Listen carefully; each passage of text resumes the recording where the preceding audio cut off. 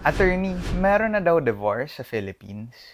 Okay, medyo madaming nagtatanong nito, no? Since madami na din kumakalat na post na, sa wakas, approved na ang divorce.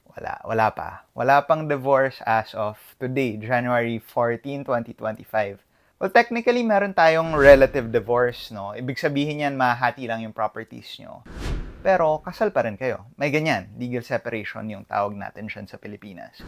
Pero yung absolute divorce, yung divorce na common understanding natin, ibig sabihin, wala na kayong kasal, pwede na kayong ikasal ulit sa ibang tao, we don't have that yet. So, alam ko may nakikita kayong post, no, na approved na daw yung divorce. Well, divorce bill yan. Tama naman. Pero it just means approved na siya sa House of Representatives. Kasi dadaan pa yan sa Senate. Kailangan i-approve din nila.